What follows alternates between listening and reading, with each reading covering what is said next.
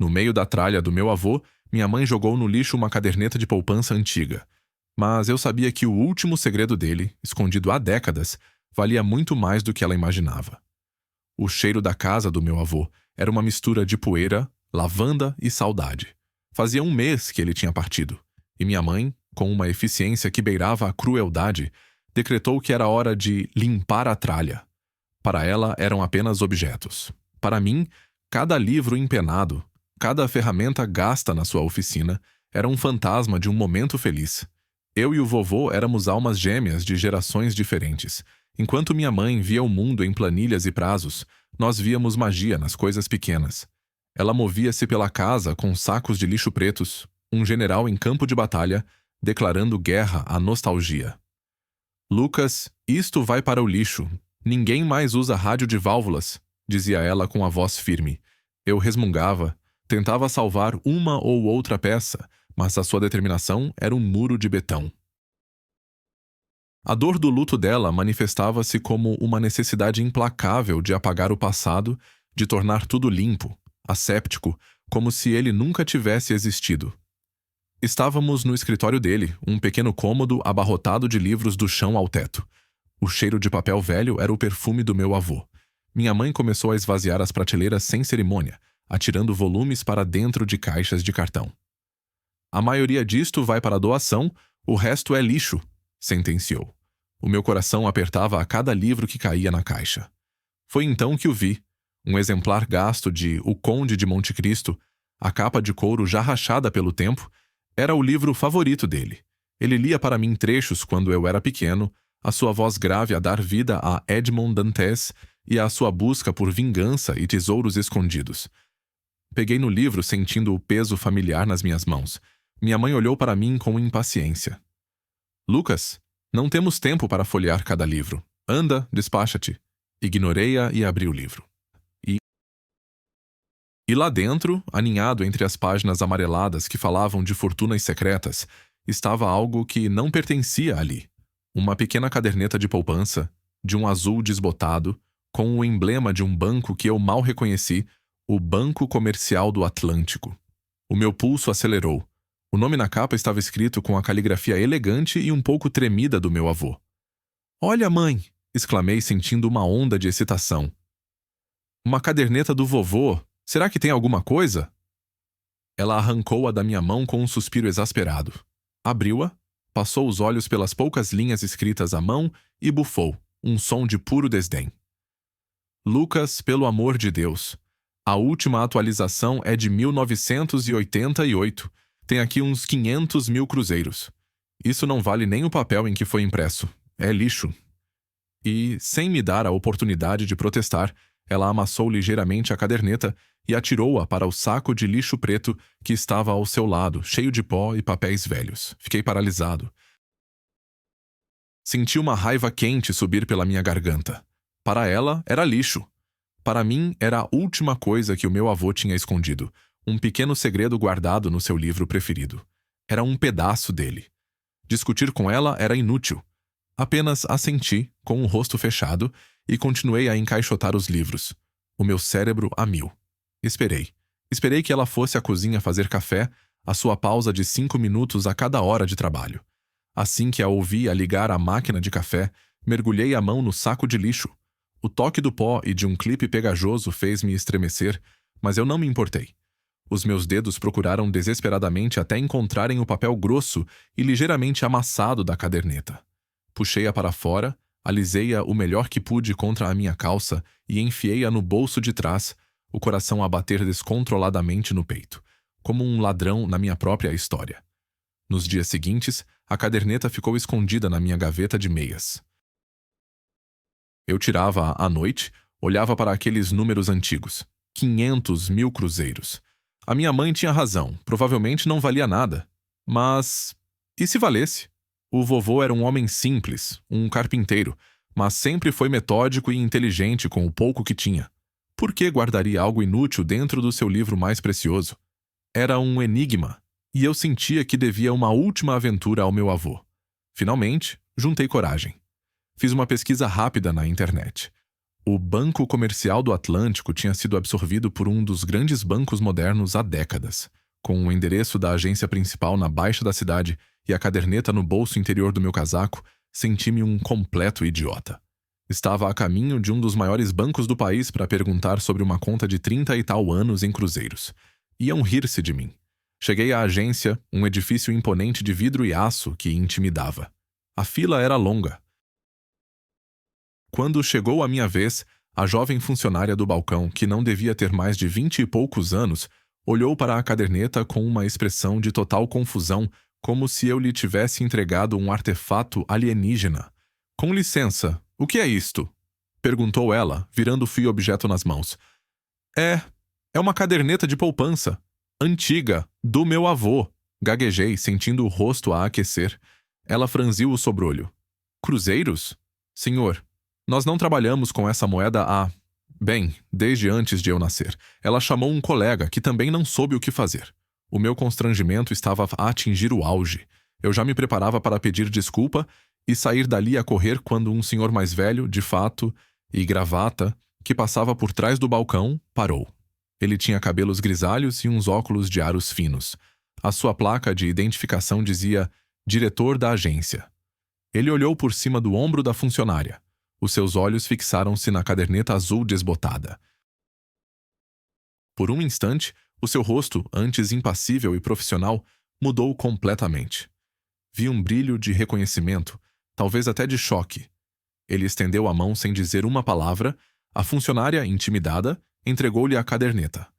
Ele abriu-a. Os seus olhos percorreram a página, parando no nome do meu avô e no último saldo registrado. Ele ficou em silêncio por uns bons 10 segundos, que para mim pareceram uma eternidade.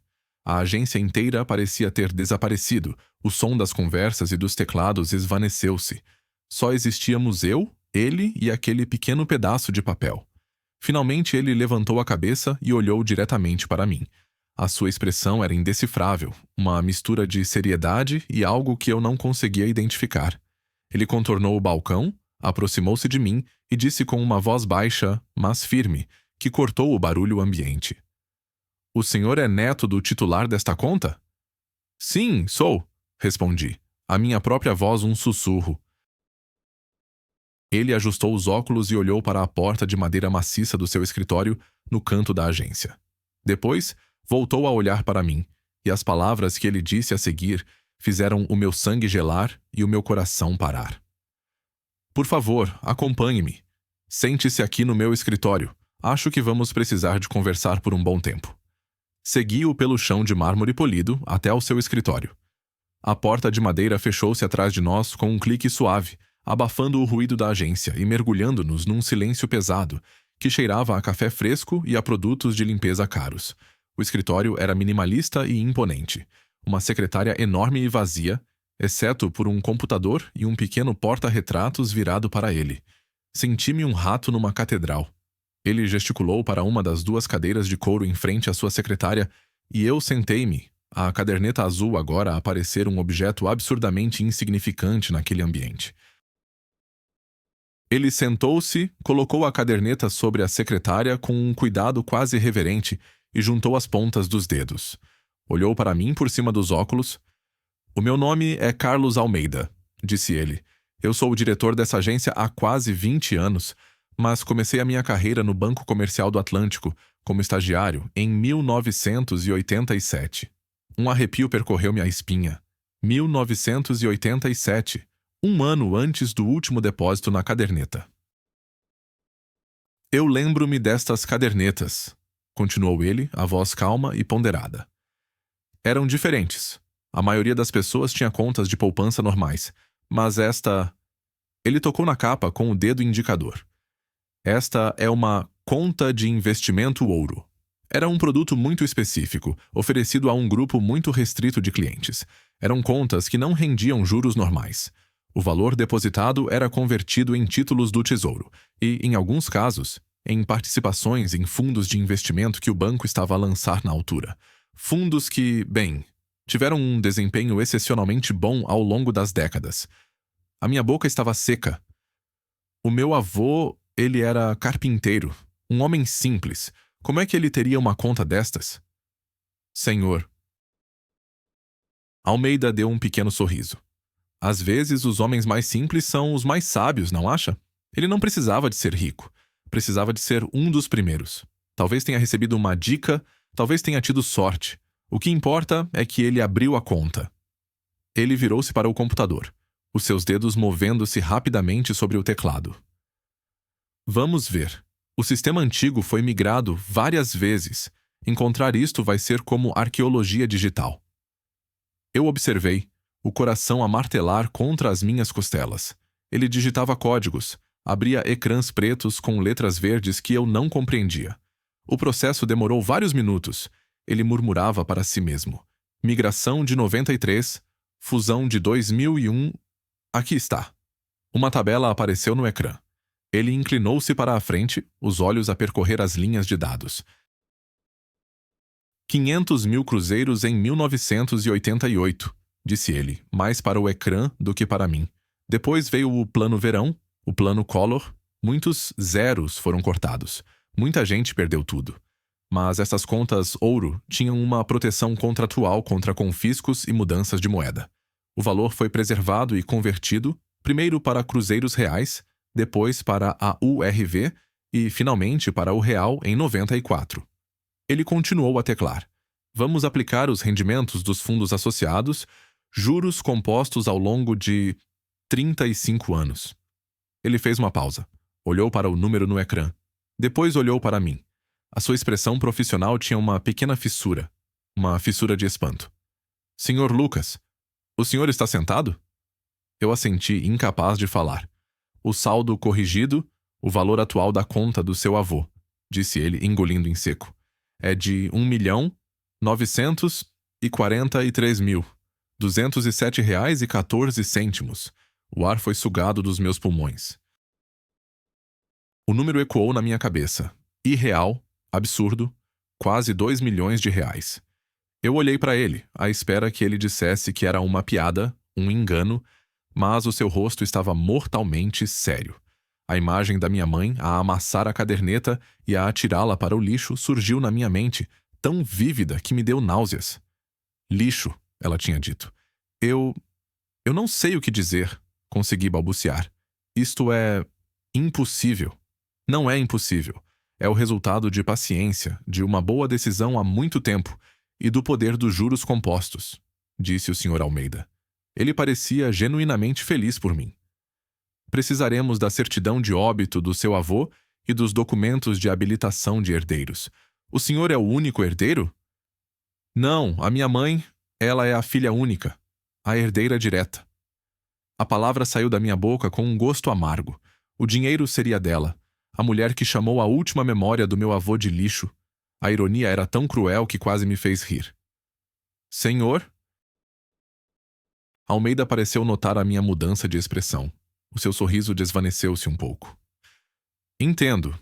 Bem, o processo é claro. A sua mãe terá de vir aqui para assinar os papéis e... Ele parou a meio da frase. Franziu o sobrolho e voltou a olhar para o ecrã, para uma secção de notas no final do registro da conta. Espere um momento, disse ele. Há mais uma coisa aqui. Ele clicou em algo. Um pequeno ícone de um clipe de papel. Um documento digitalizado abriu-se numa nova janela. Era uma folha de papel amarelada com um texto datilografado e uma assinatura no final. A assinatura inconfundível do meu avô. Sr. Almeida leu o documento em silêncio. A sua expressão mudou de espanto para confusão, e depois para uma profunda preocupação. Ele leu o documento uma segunda vez, mais devagar. O que foi? Perguntei, a minha voz tensa. O meu breve momento de euforia tinha sido substituído por um pressentimento terrível. Senior. Almeida tirou os óculos e esfregou os olhos, como se não acreditasse no que estava a ler. Ele olhou para o porta-retratos na sua secretária por um segundo e depois de volta para mim. Havia um toque de pena no seu olhar. Senhor Lucas, isto complica tudo, disse ele, a voz subitamente grave. O seu avô deixou uma cláusula muito específica anexada a esta conta, uma condição testamentária que foi registrada legalmente com o banco. Que condição? O diretor do banco respirou fundo. Ele virou o monitor na minha direção.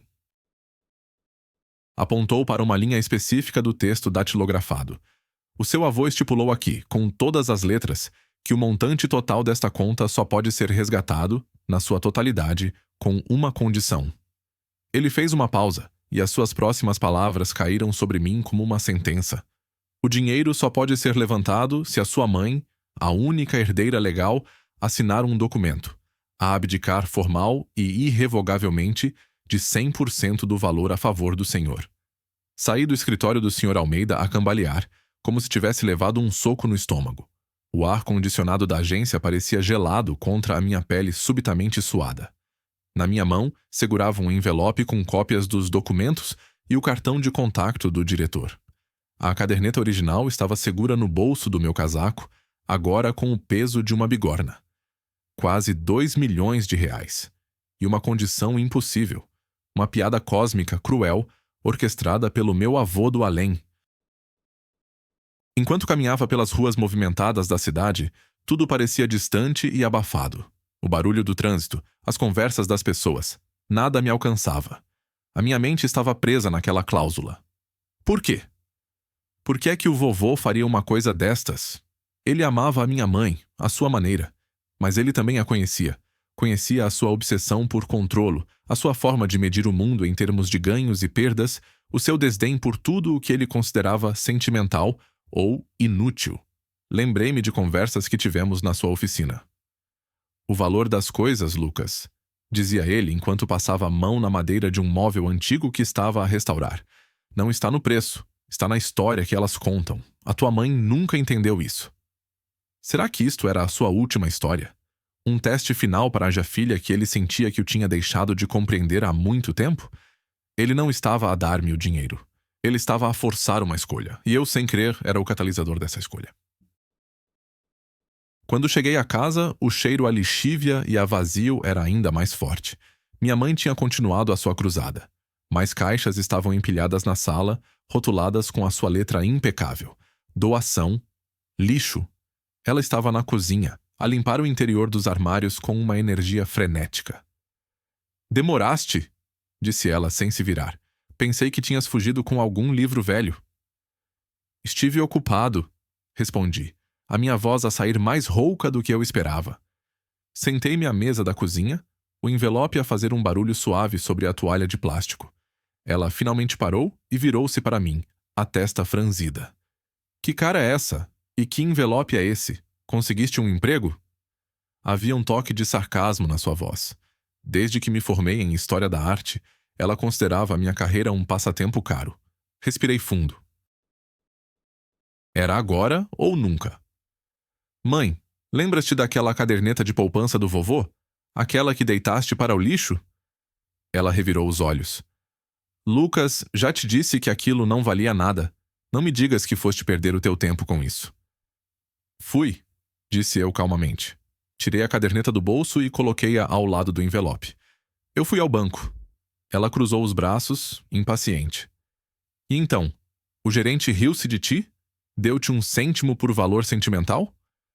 A raiva que senti no escritório do meu avô voltou, mas desta vez era fria e afiada. Não, mãe, ele não se riu. Ele sentou-se comigo no escritório dele durante quase 1 hora. A minha seriedade pareceu finalmente captar a sua atenção. Ela descruzou os braços e aproximou-se da mesa. E então? Desembucha. Aquilo não era uma conta de poupança normal. Era um tipo de investimento antigo, protegido. O dinheiro foi sendo corrigido e rendeu juros, durante 35 anos. Os olhos dela estreitaram-se.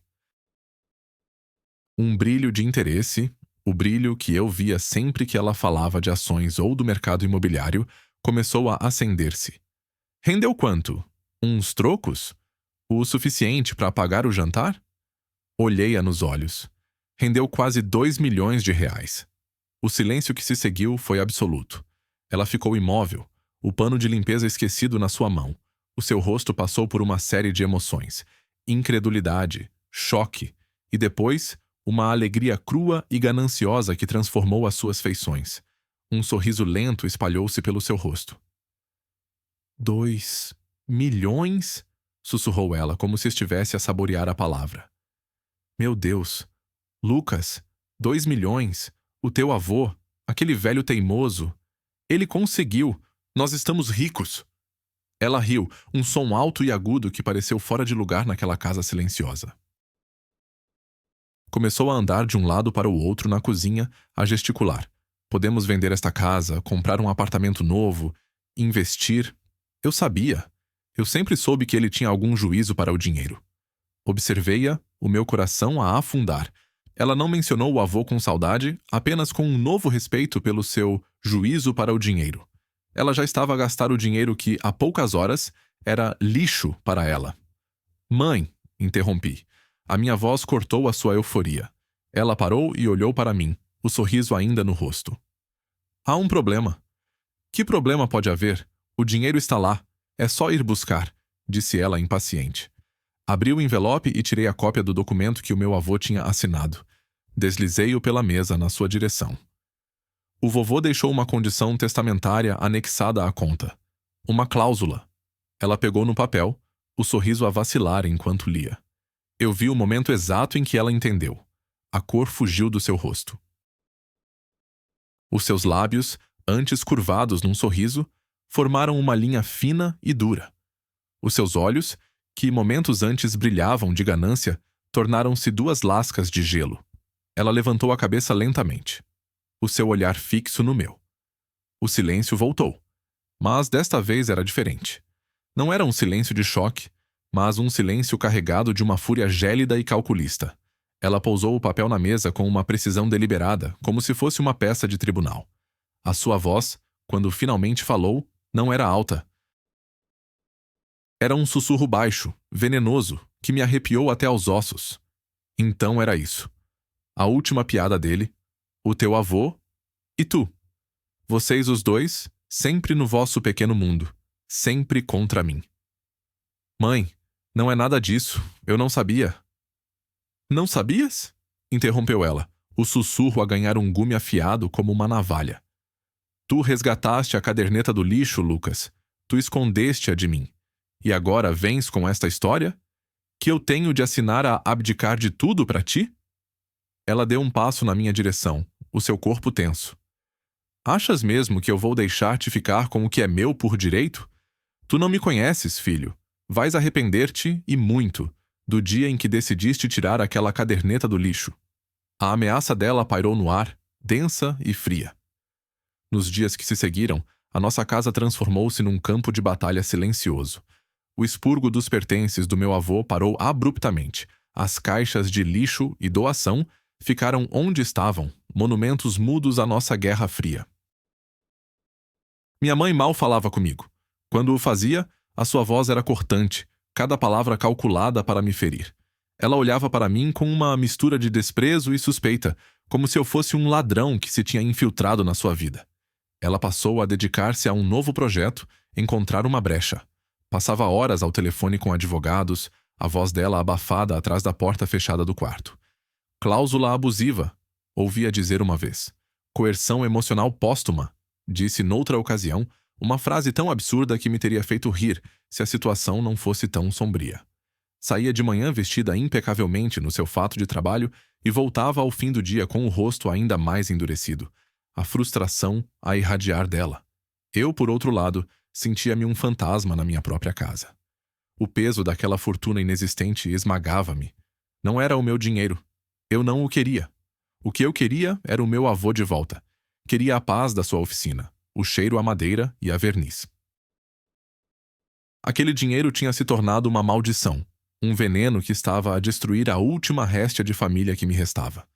Numa tarde, cerca de uma semana depois da revelação, cheguei à casa e encontrei-a sentada à mesa da cozinha, rodeada de papéis. Eram extratos bancários, declarações de impostos, documentos que ela tinha claramente desenterrado dos arquivos do meu avô. Ela não levantou a cabeça quando entrei. Falei com um terceiro advogado hoje, disse ela, a voz monótona, desprovida de emoção.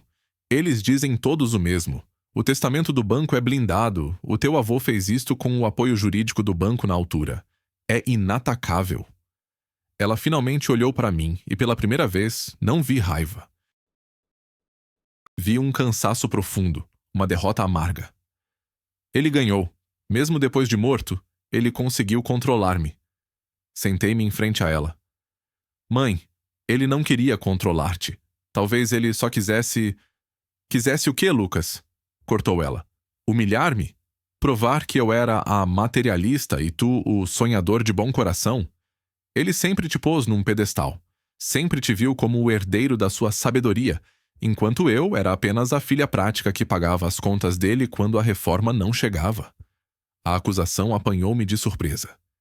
Isso não é verdade. Ele amava-te. Ele amava a ideia de mim, retorquiu ela, a filha que ele queria que eu fosse, não a mulher que eu me tornei.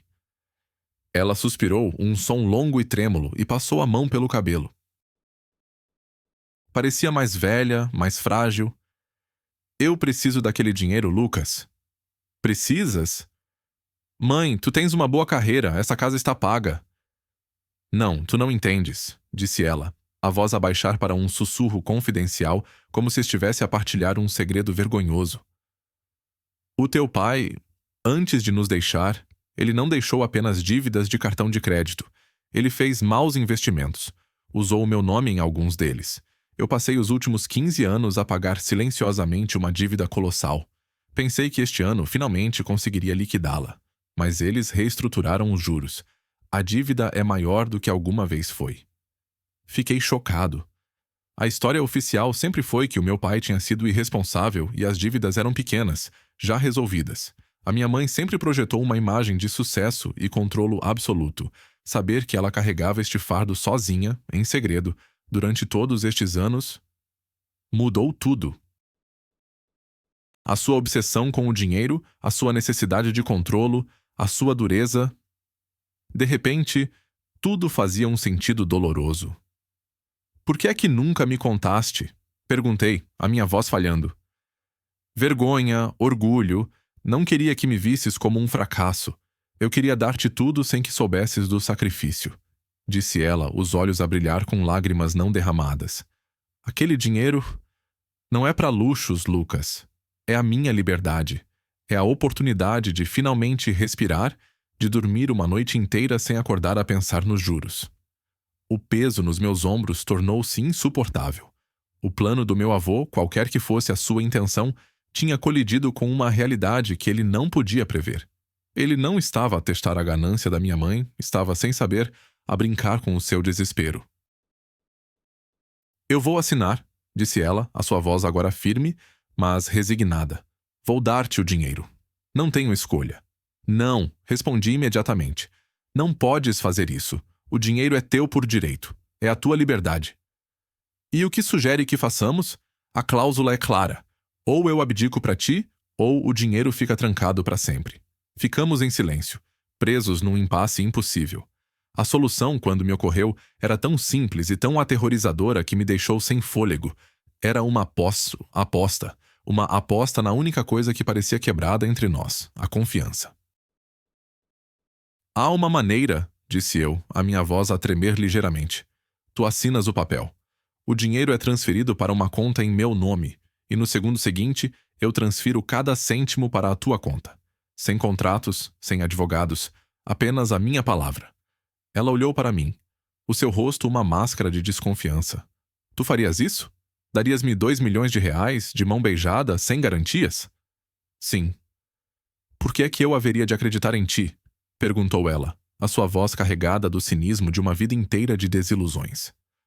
Porque eu sou teu filho, disse eu, sentindo um nó na garganta. E porque é a coisa certa a fazer. É o que o vovô, no fundo, iria querer. Ela estudou o meu rosto durante um longo minuto, à procura de qualquer sinal de engano. A batalha interna era visível nos seus olhos. A sua desconfiança contra a centelha de esperança de que eu estava a ser sincero. Finalmente, ela assentiu lentamente. Está bem, Lucas. Vamos fazer à tua maneira. No dia seguinte, estávamos de volta ao escritório do Sr. Almeida. O ar estava tenso. Ele explicou os procedimentos com uma delicadeza profissional, mas eu sentia que ele compreendia a gravidade do que estava a acontecer. A minha mãe pegou na caneta, a sua mão a tremer ligeiramente. Ela olhou para o documento, depois para mim. Uma última vez. Hesitou por um segundo e depois assinou. O som da caneta a raspar no papel foi o som mais alto que eu já ouvi. O processo de transferência demorou cerca de 1 hora. Ficamos sentados em silêncio, a evitar o olhar um do outro. Finalmente, o Sr. Almeida recebeu uma confirmação. O dinheiro estava na minha conta recém-criada. Quase 2 milhões de reais. Ele virou-se para mim. A transação foi concluída, Sr. Lucas. O montante total está à sua disposição. Minha mãe olhou para mim, o seu rosto pálido, os olhos cheios de uma mistura de medo e expectativa. O mundo inteiro pareceu encolher para aquele momento, para a escolha que eu estava prestes a fazer. Abri a aplicação do banco no meu telemóvel. O saldo absurdo brilhava no ecrã. Iniciei uma nova transferência. Digitei o número da conta da minha mãe. O meu polegar pairou sobre o botão confirmar. Foi então que o telemóvel do Sr. Almeida tocou. Ele pediu desculpa e atendeu. Sim? Sim, ele está aqui. O quê? Tenha certeza? A sua expressão tornou-se séria. Ele desligou e olhou para mim, o seu rosto pálido. Sr. Lucas, não faça essa transferência. O quê? Por quê? Perguntei, o meu coração a disparar. Era o nosso departamento jurídico. Eles encontraram algo, uma segunda cláusula enterrada nos microfilmes dos arquivos originais do banco, algo que não apareceu na migração digital. Ele fez uma pausa, os seus olhos fixos nos meus com uma urgência alarmante. O testamento do seu avô especifica que se o senhor transferir mais de 10 mil reais para a sua mãe nos primeiros 5 anos após receber o dinheiro, a totalidade do montante restante será automaticamente e irrevogavelmente doada a uma lista de instituições de caridade que ele selecionou. O silêncio no escritório do Sr. Almeida tornou-se tão denso que parecia ter peso físico. As suas palavras ecoaram na minha cabeça, desmontando a nossa frágil solução peça por peça. Olhei para a minha mãe. O pânico e a traição guerreavam no seu rosto. Ela levantou-se de um salto, o rosto vermelho de fúria. Isto é um absurdo, é uma perseguição. Mesmo morto, ele não me deixa em paz. Mãe, acalma-te, pedi, embora o meu próprio coração estivesse a bater descontroladamente. Acalmar-me? Gritou ela. Ele fez isto de propósito, Lucas. Ele sabia. Ele pôs-te à prova e agora pôs-me a mim numa armadilha. Ele quer que eu te implore, que eu dependa da tua caridade, que receba 10 mil reais como se fosse uma esmola. Ele nunca me perdoou por não ser como ele. Talvez não seja nada disso, disse o Sr. Almeida, a sua voz calma a tentar cortar a tensão. Pode ter sido uma medida de proteção. Naquela época, havia muitos golpes, pessoas que se aproveitavam de herdeiros. Talvez ele só quisesse garantir que o dinheiro ficasse seguro, com o neto, durante um tempo. Mas eu sabia que não era isso. Olhando para trás, para todas as peças do puzzle, a intenção do meu avô começou a tornar-se dolorosamente clara. Não era sobre o dinheiro. Nunca foi. Era sobre nós. Era a sua última lição, a sua última peça de carpintaria, a tentar consertar algo que ele via como quebrado na nossa família. A minha mãe andava de um lado para o outro, a sua raiva a dar lugar a um desespero profundo. Acabou. Eu perdi. Vou perder a casa, vou perder tudo. Ela afundou-se na cadeira, cobrindo o rosto com as mãos. Pela primeira vez na minha vida, vi a minha mãe, a fortaleza, completamente desmoronada. E naquele momento, a ganância, a raiva, a frustração, tudo desapareceu. Só restou a minha mãe, a mulher que me criou, a carregar um fardo secreto durante 15 anos para me proteger. O plano do meu avô tinha-a levado ao limite, tinha-a quebrado. E agora, a escolha era minha. Respirei fundo. Senhor Almeida, o senhor pode confirmar-me a dívida da minha mãe? Existe alguma forma de o banco aceder a essa informação? Ele pareceu surpreendido. Bem, se ela autorizar, talvez possamos consultar o sistema para verificar credores registrados. Por quê? A minha mãe levantou a cabeça. O que estás a pensar, Lucas? Estou a pensar como um carpinteiro, disse eu, um pequeno sorriso a formar-se nos meus lábios. Quando uma peça não encaixa, não há forças. Encontras outra maneira de ajuntar. Virei-me para o diretor. Por favor, veja o que consegue encontrar. Com a autorização trêmula da minha mãe, o Sr. Almeida fez algumas chamadas. 20 minutos depois, ele tinha os detalhes. A dívida era com um consórcio de credores e o montante era assustador, mas era menos de metade da herança. É isto que vamos fazer, anunciei, sentindo uma clareza que não tinha há semanas. Eu não lhe vou transferir um único cêntimo, mãe. Ela olhou para mim, a desilusão a regressar ao seu rosto. Em vez disso, continuei, eu vou liquidar a sua dívida. Diretamente. Pago aos credores, um por um, até ao último cêntimo. Não é uma transferência para si, é um pagamento de uma dívida. Juridicamente, é completamente diferente. O dinheiro não passa pela sua conta. O senhor. Almeida ergueu as sobrancelhas, impressionado. Ele tem razão. A cláusula especifica transferências para a senhora. Pagar as dívidas dela a terceiros é uma área cinzenta, mas uma área cinzenta muito defensável. É genial. Depois disso, continuei olhando diretamente para minha mãe, o resto do dinheiro fica na minha conta, mas a casa continua a ser sua. E eu vou dar-lhe um cartão de débito associado à minha conta. Pode usá-lo para o supermercado, para as contas da casa, para o que precisar. Não é esmola. É o seu dinheiro, apenas a ser gerido por mim, temporariamente, durante 5 anos, e depois disso, o resto é seu para fazer o que quiser. As lágrimas que a minha mãe tinha estado a segurar começaram finalmente a rolar pelo seu rosto. Não eram lágrimas de raiva ou desespero, mas de alívio, de compreensão. Ele queria que nós conversássemos, sussurrou ela. Ele queria que trabalhássemos juntos, que confiássemos um no outro. Sim, respondi, a minha própria voz embargada. Ele não nos deu dinheiro, mãe. Ele deu-nos um projeto para construirmos juntos. Nos meses seguintes, a nossa vida mudou. Implementamos o meu plano. Pagar a dívida foi um processo burocrático, mas cada pagamento que eu fazia era como tirar um tijolo de um muro que existia entre mim e a minha mãe. Ela ensinou-me sobre orçamentos e investimentos. Eu ensinei-a a relaxar, a desfrutar de um passeio no parque sem olhar para o relógio. A limpeza da casa do meu avô recomeçou, mas de uma forma diferente. Juntos. Cada objeto que pegávamos era uma história. Ela contava-me sobre o rádio de válvulas, sobre como dançava com o meu avô na sala ao som de canções antigas. Eu falei-lhe sobre como ele me ensinou a usar as ferramentas da sua oficina. Não estávamos mais a deitar fora a tralha, estávamos a organizar memórias. Encontramos um lugar de honra para o exemplar gasto de O Conde de Monte Cristo na nossa estante. Uma tarde, estávamos na oficina a separar as ferramentas. Encontrei uma pequena caixa de madeira que ele tinha feito. Dentro estava uma única foto. Era a minha mãe, com cerca de 20 anos, a rir, abraçada ao meu avô. No verso, a caligrafia dele. O meu maior tesouro. Mostrei-lhe a foto. Ela pegou nela com as mãos a tremer e sorriu entre as lágrimas. Ele era um velho teimoso, disse ela com carinho. O melhor de todos, concordei.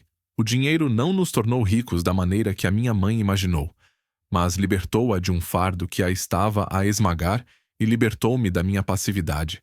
Forçou-nos a derrubar os muros que tínhamos construído e a encontrar um caminho de volta um para o outro.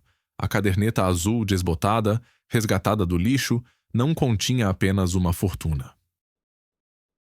Continha a última e mais sábia lição do meu avô, que o verdadeiro tesouro não é o que se acumula, mas o que se partilha, e o que se reconstrói juntos. E essa era uma herança que valia muito mais do que 2 milhões de reais.